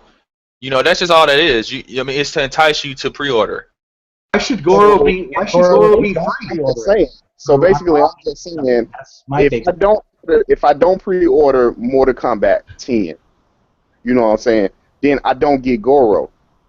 That's why fine. Why should Goro be free though? Have Goro in there for me to just unlock if I don't want to pre-order the game. I don't remember. Because then that would kind of defeat the purpose of them doing it that way. Because if you could just unlock him, well, shit, why would anybody go out and pre-order early? Because you have most people that will go out and pre-order, and then you have people that will go out and buy the DLC if they don't want to sit there and unlock the game. If you have an achievement or a trophy that say, do this, this, and this, you know what I'm saying, and it'll unlock something, if a person is having a hard time doing that, then they're going like, fuck it, I'm just going to go buy it. No. I understood. Like, okay, Goro comes out with Mortal Kombat. If you pre-order it, you get to get Goro. What is it? Do you get them early, or do you just get them for free whenever he releases? A copy of the pre-order. Okay, so you get Goro. All right. So day one, can you buy Goro if you want to? If you didn't pre-order? I don't know. I'm assuming it's like UFC, where you did. If you didn't, you could be able to buy Bruce Lee. Putting Goro there for free, it's just an incentive to get people to go out and buy the game early. That's all that really is. So if people are forgetting that these are businesses. You know what the problem is? At one time, Goro was like a standard in gaming, like with Mortal Kombat, where you got Goro no matter what. Now they're taking out characters that you would usually think would be in the game to get you to buy the game day one. And not everybody has every bit of money to go run out and buy this and that. There's a lot of games coming this year. And I'll be even the one to come out and admit this. I can't run out this year and buy every game that comes out. I'm going to get a lot of them, but I can't buy everyone. I wish I was fucking Donald Trump, but I'm not. But that's the thing. They're doing so much stuff now that used to not take place. I can't say it's not, if I was a developer, I wouldn't do something like that. Maybe if I was in their situation, I would be doing that if I was well off and, hey, I'll get people to buy my game doing this, but I don't think it's right. That's all I'm saying. People are saying it didn't take place back in the day, but how could it have taken place back? I mean, back in the day it would have been worse, because think about it. If you pre-order got Mortal Kombat back in the PS2 era, let's say this game came out then, and you got Goro.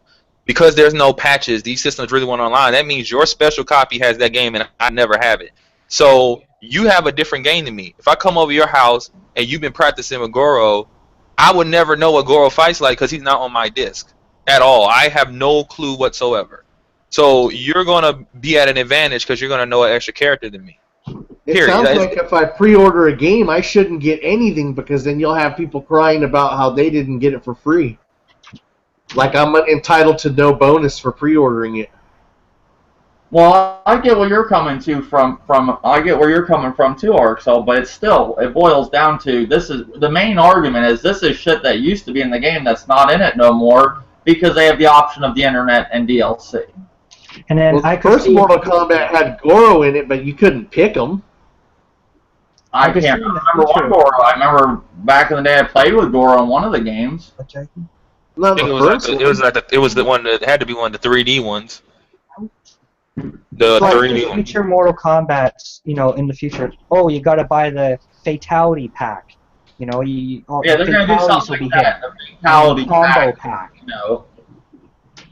I don't know if whoever's for DLC. Okay, I'll admit I buy DLC, but I just don't think it's right on a lot of things. I don't agree with it. There is some things I really want. Like I want Goro, so I'm going to be going and pre-ordering Mortal Kombat, but I don't think it's right still. I mean, they did it. I mean, honestly, you do whatever you want. If you don't think it's right, I wouldn't pre-order. I mean, the last Mortal Kombat did the same thing. It's the same. I have to support something like this that I'm not, because I love the game. That I got to do this. That's what I'm saying is not right. I'm not saying I never said I wasn't going to do it. I just say I do a lot of things I don't stand for with gaming because I love gaming. I got to put up with some things. I understand that. You just roll with the punches, basically. Yeah, you got to roll with the punches. That's just like the Order 1886. I'm getting hold the on, Order 1886. Hold on. We're going to talk about that later. Next, I don't want to start talking about the Order because that's the last topic of the podcast. If you're going to talk about like the Order or like talking about the whole. I'm just talking about basically the DLC for it. If you pre-order the game, if you pre-order 1886, you get some crap that you should be able to just unlock in the game. Now, I want to get that game day one. I'm going to get it day one, but I didn't go pre-order it. Why do I have to go pre-order it just to get, an extra gun and some hat and a cloak that the guy wear? Like, no. I don't. But I'm saying, would you rather it just be something that I'm not going to pre-order the game? Why do I have to pre-order this game to get some goofy shit? You know what I'm saying? I'm about the game day one anyway.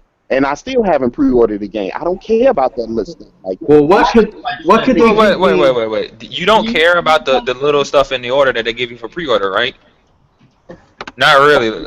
You don't care like that. It's the game to unlock. I should be able to go in play the game, do whatever I gotta do, and unlock different stuff like that. That's little small stuff. You know what I'm saying? Like change his cape on the guy's uniform. But that's what I'm saying to you. Like, would you rather it be some big stuff? Like, okay, you pre-order the game and you get 50 hours worth of content you don't get unless you pre-order it, or you get this cape. Hey, Grimpachi, that's what's going to end up happening sooner or later. This shit. I mean, it really won't end up happening if you guys don't support it. Like, I get Dave. Like, I'm a gamer just like you. Like, I roll with the punches sometimes too. Yeah, I understand that, but eventually it's going to come on. No one's that crazy. Like, if they say, you know, hey, you know, this game's coming out. What is it?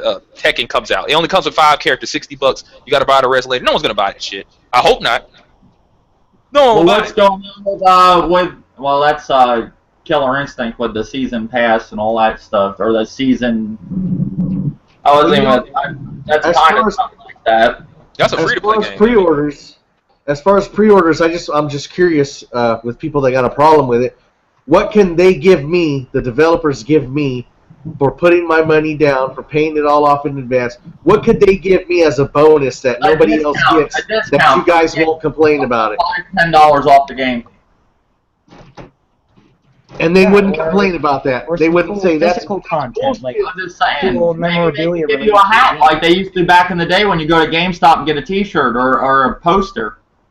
Yeah. I mean, but then they gotta pay to produce those things, and then if it's a lot of people, they gotta pay to produce enough. And then I've been to Call of Duty launches where, my pre-order bonuses was, what was it for Black Ops 2? I was supposed to get the DLC, which I did, a bag of Dorito chips. I'm serious, some Mountain Dew and a poster. They didn't have any more posters. Well, they should have. Do I get compensated for my poster being missing? That cost me like a nickel. So I'm just saying they should be doing stuff like that instead of. I mean, I don't know. I could understand everybody's arguments. You know, that's one thing about everybody. Everybody's different. Everybody has a different opinion on it. You know, when they were giving out posters, people were bitching about. That's all I got is this fucking poster. Everybody's gonna complain for the most part. I don't know. I guess that we should just keep getting the. I mean, because what's gonna happen out of this, and they're already doing it now. They're taking out parts of the game that were already there from the get-go, and they're selling them to you that you should have got day one with your $60 purchase. But if something like that, then I'm gonna be 100% honest. Like, when it comes to on this DLC, we know that for a fact that that's what they're doing. But let's be fair, because I've heard people say that the DLC that came with Fallout 3 and Skyrim was made prior to the game launching, and they took it out and sold it to you later. Do we really know? Like, I know, like, Capcom with the on this DLC, yes, that stuff is already on the disc. All they do is lock it away and charge you later. Yes, you already bought that. But every last DLC, almost everybody's saying the same thing, that this stuff was already here, now they're adding it later. You know, that's not always the case. No, that's not always the case. But I want to ask you a question, Grimpachi. Mm-hmm. Do you think nowadays that developers are purposely holding back stuff that they already have made? Is this becoming more common? Yeah, I believe that, but that's a theory of mine. Yeah, but I'm just saying. I don't know if it's true or not. With a lot of stuff, like you got Battlefield that pops out with day one fucking DLC maps if you get the season. No, of course. I mean, we can see that, but what I'm saying is, like, Call of Duty Day 1, Nuketown 2025, we knew that was done already because it was their Day 1. You know what I'm saying? We understand that. But then someone would say this map pack that came 3 months down the line was the same way. They already made that too. I mean, see, that's what I'm saying. Like, I don't know if that map pack that came 3 months down the line was already made.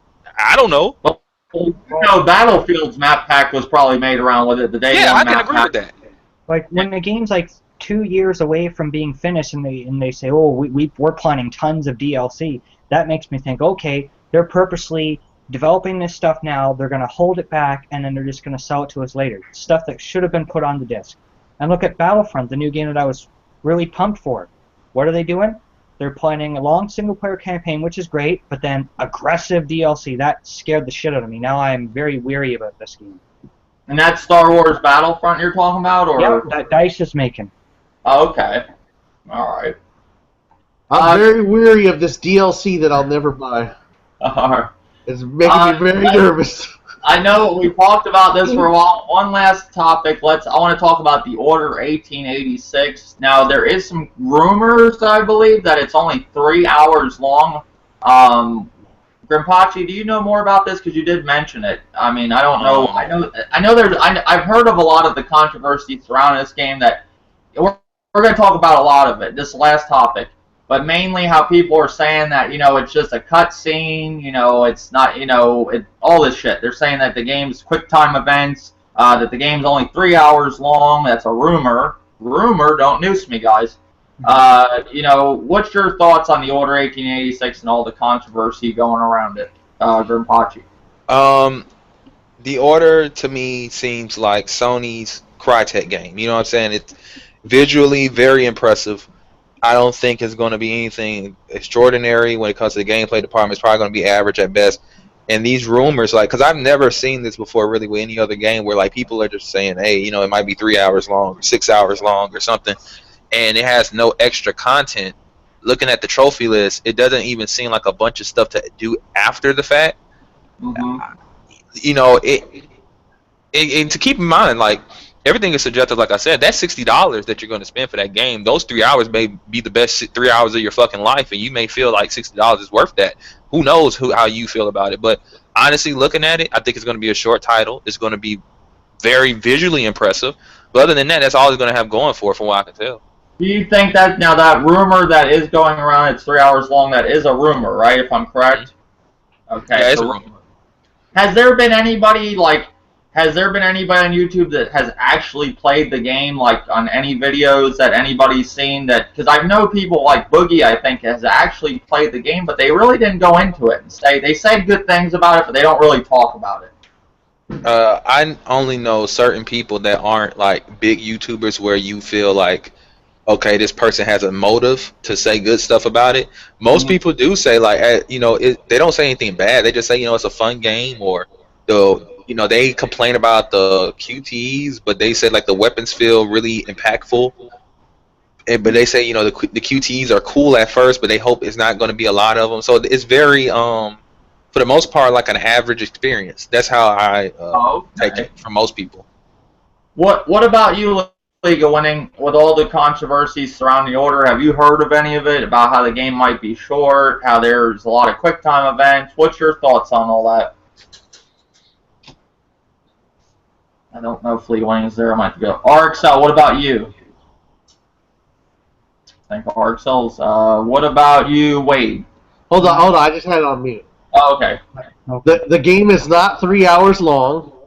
People are streaming it right now on Twitch, and they're streaming it on live from PlayStation. They are streaming it. Out. The game is about 10 to 12 hours long, depending on the difficulty maybe, or how fast you go through games. It's not 3 hours. Everything I've seen from it, it's pretty cool. I mean, people are thinking it's gonna look good graphically, but just be boring, like Ryse or something. A lot of certain games, what makes them good is the visuals. I mean, it's a very visual game. Like a woman. You look at a woman and you're like, oh, that bitch looks hot. Yes, that's what brings you into the game. It looks good. I don't go play a game that looks like shit half the time. That's just me. I'm a graphics whore. Yeah, and plus, I rarely run across games that look really good and are shit. The only game I could think of is Ryse. So you, with all this controversy going around, you think it will be a decent length game? I was assuming about 10 hours too myself. Yeah, it's going to be 10 to 12 hours. I mean, hopefully there's some kind of something more to it, like challenge mode, or something to make me go back to it. But that's pretty much what it is. I mean, if that's too short for some people, then I suggest don't buy it or rent it or something. I have a question, RXL, because I think it will be either this game or Uncharted 4 or possibly both. If this game don't do it, Uncharted 4 will for sure, but I think this game's going to do it first.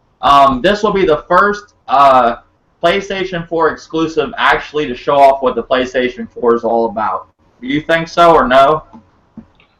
Well, the PS4 had Infamous, which looked pretty good already. I think this is going to overpower Infamous. I think this is going to look a lot better than Infamous, believe it or not.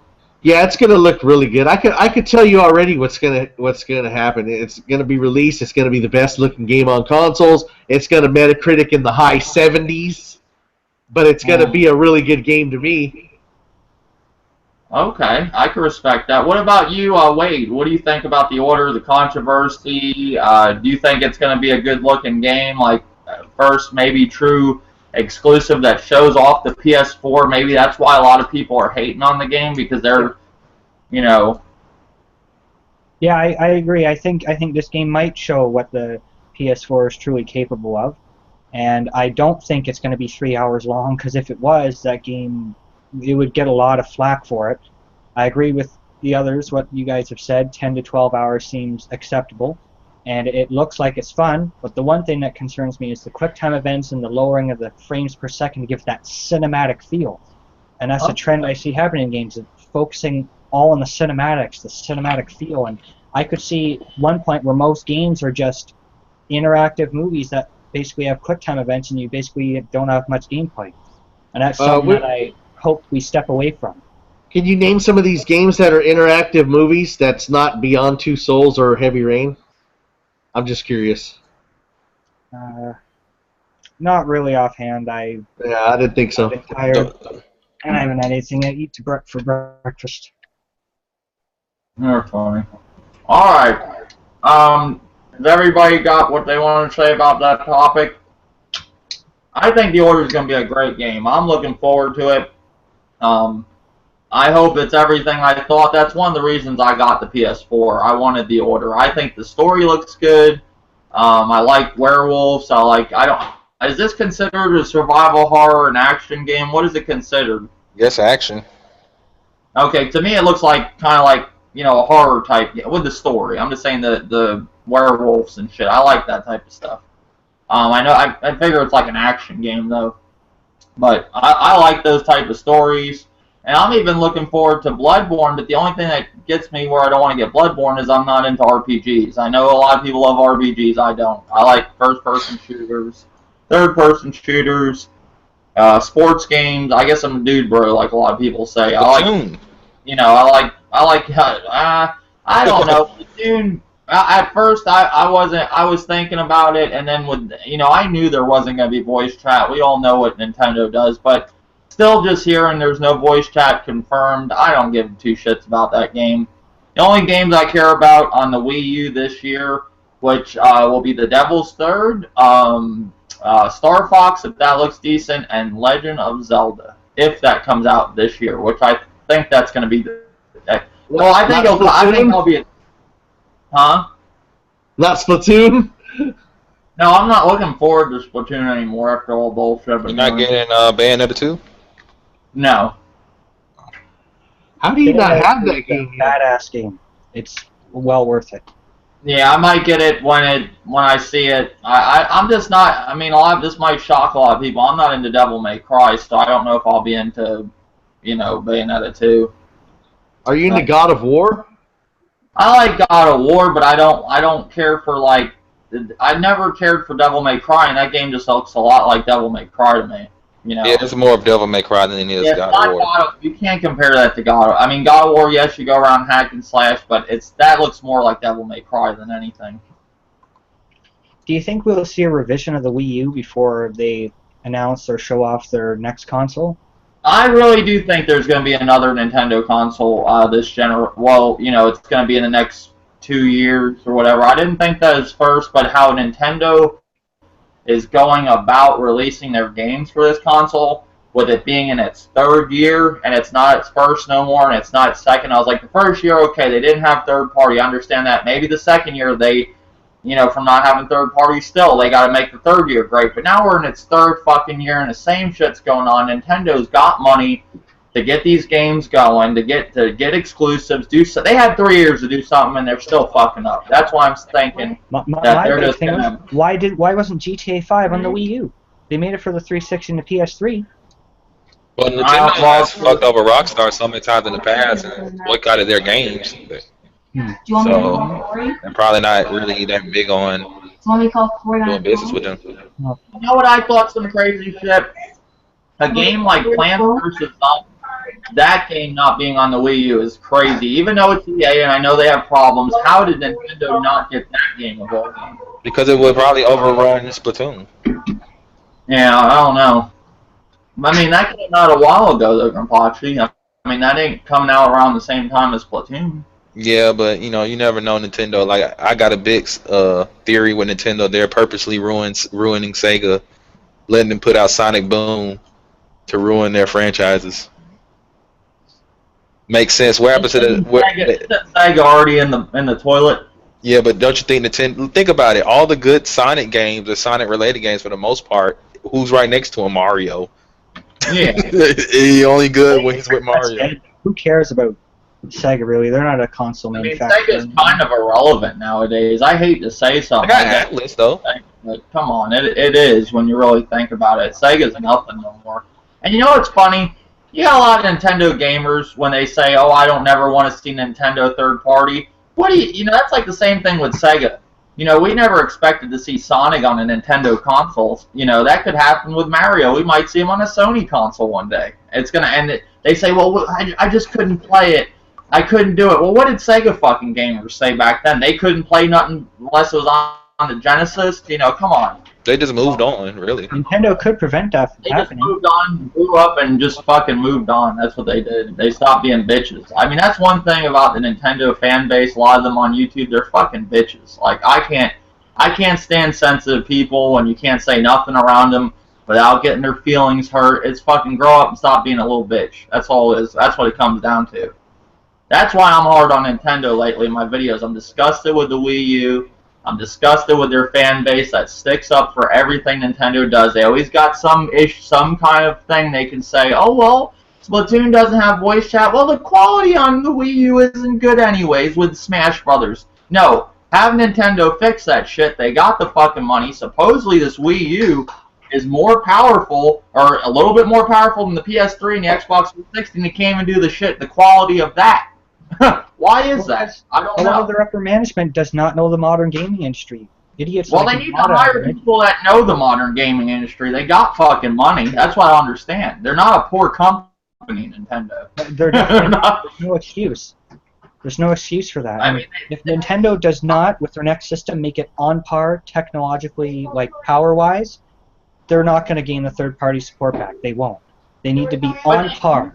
If Nintendo made a console as powerful as the Xbox One and the PS4, even a little bit more powerful, it would still suck.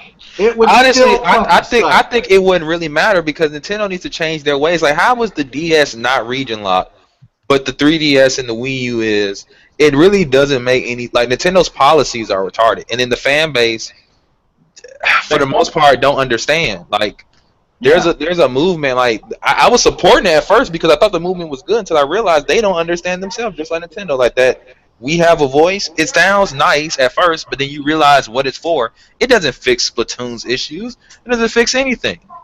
How does having party chat fix the fact that if you buy a Wii U, don't know anybody, you don't have any friends on it, how are you talking to people on Splatoon online? You still can't because there's no voice chat.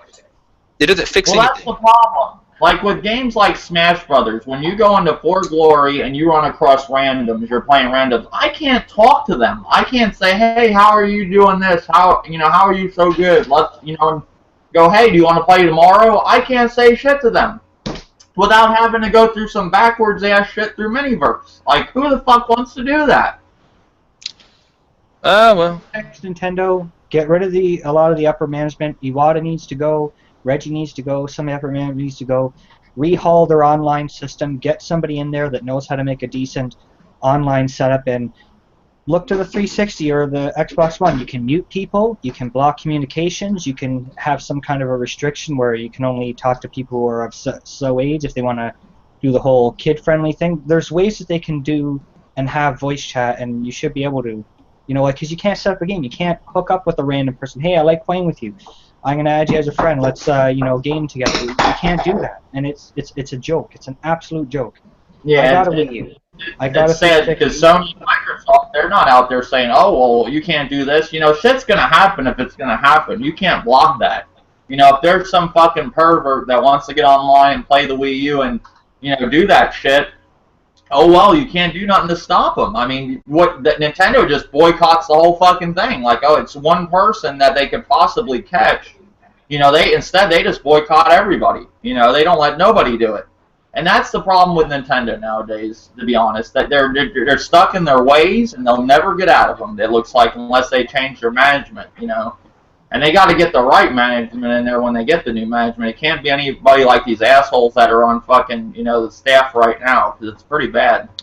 Like, we know Nintendo listens, all these companies listen, but when you hear Reggie say, you know, these movements and these protests for us to do different things, what the customers want doesn't really matter. He said that, like, that's crazy, and then they're like, you know, they'll defend it, like, oh, you know, Reggie meant it this way, and they have to say this to make sure it don't look like bitches to the consumer. What? You can't just work. You can't let the customers decide what hardware they're going to build and what they're going to do with. No, that's 100% true. I'm not saying because this. Gamers saying, like, are. When it's like, what if Microsoft said, you know what, fuck you, all the people that saying we're not going to buy your system, we're going to boycott you. We're going to still release this thing. Yeah, you're showing balls, but then the Xbox One is already not selling that hot now. Well, it's outselling the Wii U, so I guess it's doing all right. But could you only imagine if it just came out how it was supposed to be? The only way I could see it selling really well is if when it came out like how it was supposed to be, if it was really what Microsoft vision was. Like the cloud was, I don't think the cloud is on. If the cloud worked and everything worked fine, I guess it would do well, but most people weren't going to fuck with it if they didn't change. So they have to make compromises sometimes. They can't just be like, oh, we're going to do what we want, because then you're going to have a Wii U situation that we have now. Iwata, I think, is a really big problem with Nintendo. You look back to his history when the GameCube was out, he said, online is not popular or prevalent. We believe that couch gaming is superior, and that's what we're going to focus on. And it was a big mistake. And then the Wii came out, and then they said, well, we believe that HD gaming is not popular, and no one has an HD TV, and you can't tell the difference between standard definition and high definition. And always, please understand. I apologize. Please understand. Please understand. I don't understand. Well, this was a good podcast. I tried not to bring Nintendo up, but there's a lot of stuff bugging me with Nintendo. I'm glad that we did get Nintendo brought up. Thank you all for joining. I didn't know it was going to go this. I don't know how long it went. Probably went long, but I don't get to really do as much videos as I want to lately. I possibly got one video coming that I do want to talk about Nintendo and a theory that I got going on. I might make it tonight or tomorrow. Other than that, I probably won't have any videos coming this week. It sucks. But I appreciate everybody joining. RXL as always. Oh yeah, thank you for having me. Yeah, I really do appreciate you joining. Grimpachi as always. No problem. And Wade, thank you for joining the podcast, and I hope you come back, buddy. I'll definitely try. Send me a shout. Okay. And that's it. Till next time.